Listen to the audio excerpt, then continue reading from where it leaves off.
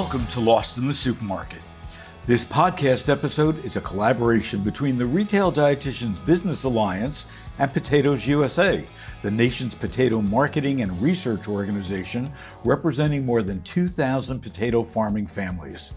Potatoes USA is committed to providing the nutrition community with evidence-based information about the role of potatoes in healthy lifestyles. Throughout history, food processing has played a critical role in building a safe, accessible, healthy, and sustainable food system.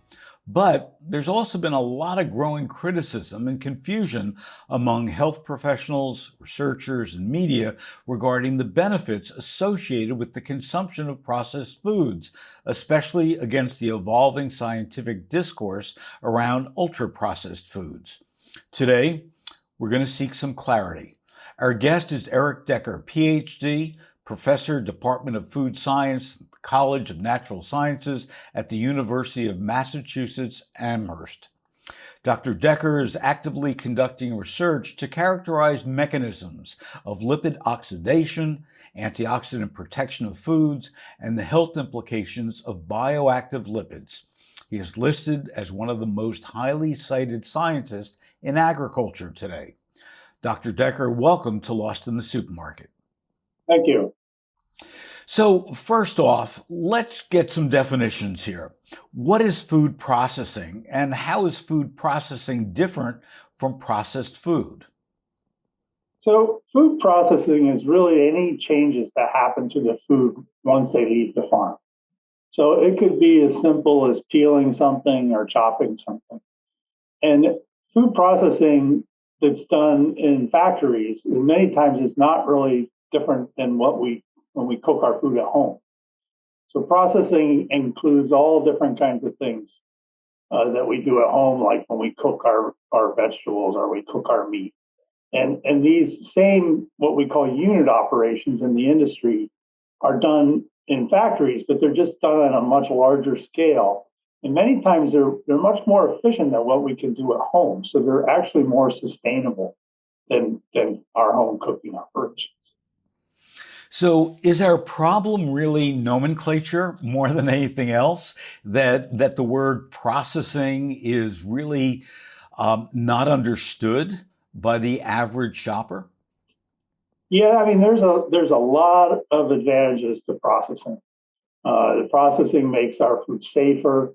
It actually makes our food more easily to digest. It can help make vitamins and minerals more bioavailable. And processing on large scale helps decrease food costs for a lot of different reasons. So we're actually quite lucky that the amount of money that we spend on food in the U.S. is now less than 10% of our disposable income, and it's one of the lowest in the world. And a lot of that happens because of the efficiency of the processing system. So, you're talking about processing in large facilities. How and has it evolved over the past century, if you would, from when the first person, decided to move it, and I don't know if it was Clarence Birdseye or whoever it was, actually said, okay, I can do this in a large scale. How has it progressed over the past decades?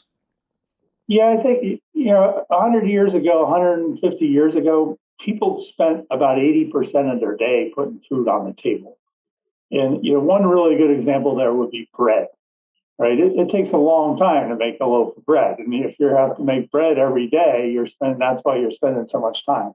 So a lot of the initial processed foods that came out were about convenience. They were about making it easier to put food on the table. So just things like processed breads and the breads that we find in the store now make our life much, much easier. And breakfast cereals kind of followed with that. And then you started to get into more things like canning and preservation methods, which made foods available all year round and also decreased a lot of food waste. So, if you think about strawberry season, when strawberries are ripe, we got a couple of weeks to take advantage of those strawberries. And by processing those strawberries, by freezing them or making them into jam, making them into other products, we can now have those be available year round. So I think those were probably some of the early uh, introductions. And even World War One was very important in terms of people processing more and more food because of food shortages. And so that's really when the food science started. It was about right around World War One, as we started to educate people the safe way to process foods. So earlier, you had mentioned that food processing could help digestion. What are some other ways that food processing can deliver healthier food options to consumers? Yeah, so the three rules of thumb in how consumers pick their food and how they decide what food to purchase is the three A's. It's affordability, accessibility, and acceptability. So the first thing that any food manufacturer, any restaurant, anybody needs to do is they need to make sure the food tastes good. And so, and then hopefully they need to make it affordable and they need to make it easy for people to get to and make so it doesn't go bad and things like that. Um, so there's a lot of different ways that which we've been able to process certain foods to hit the three A's and still be nutritious. So I think a really good example would be things like whole wheat breads. And whole wheat breads by themselves, have bitter flavors, may not have the same textures. And through different processing operations and different food ingredients, we can make those much more acceptable. And then if they're acceptable to people, then they're more accessible. So if you have a food that's not acceptable, no matter how healthy it is, it's not going to be incorporated into the diet. And so if we can make whole wheat bread more palatable, keep it affordable, then we can get this healthy food product to many more people. So you mentioned safety as it relates to food. We've all experienced having, whether it's that whole wheat bread or any other food that we leave on our counter, we look around and a week later we see mold growing on it and so on. What role does food processing have in giving us a safe food supply? So one of the first things is that the food processing companies do a lot of monitoring on their product, the raw material that comes in and the product that goes out, to make sure there aren't pathogens in there. The second thing is they have what's called HACCP plans, and these plans are made to make sure that there's different steps in the process that will kill any bacteria that would be in there that could potentially make you sick. Um, so through those combinations of monitoring and doing proper processing, we can make sure that we're not selling and consuming a lot of product that's going to make people sick. If there is one major misperception that you would like to correct, both for consumers as well as, retail dietitians, what would that be? So you mentioned ultra processed foods early, and I think there's a lot of confusion in this area. And the reality is that the foods that are called ultra processed, they aren't unhealthy because of the way they're processed. They're unhealthy because of their composition. So many of these foods are what we have thought of for a long time as junk foods, high in sugar, high in fat, high in sodium. And there's a lot of food products that are in the grocery store that meet this kind of junk food definition. So I think it's unfortunate that processing has been associated with unhealthy because there's a lot of benefits to processing that aren't reflected in this ultra processed food term that's used. So if you could be in charge of the Merriam-Webster dictionary, you would strike out that word ultra processed. Yeah, I think ultra formulated would be a better word, right? It's how the food is formulated. And think about it when you cook at home. It's the same thing, right?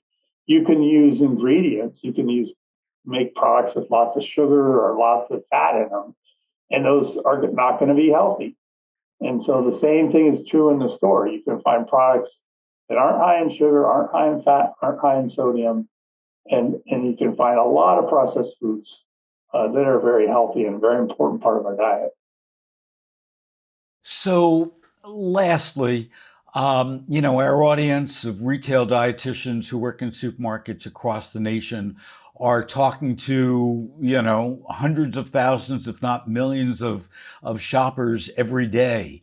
What advice can you give them on how to best communicate with consumers about processed foods? Yeah, I think, it's more important to look at the nutritional composition of the food and to try to incorporate more food groups which we know have health benefits.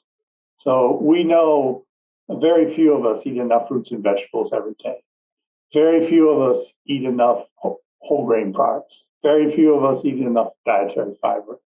So it's really, I think the important thing is to focus on those healthy ingredients. Try to limit the consumption of the empty, nutritionally, the foods that are not nutritionally dense. The ones that are high in sugar, salt, and fat, and don't have a lot of other nutrients that come with them. And I think, for me, eating a wide variety of foods is also very important. This will help you get all the nutrients you need. Dr. Decker, thanks so much for adding some clarity to a very complicated subject. Thank you for all your work, and thank you for joining us today on Lost in the Supermarket. Sure thing.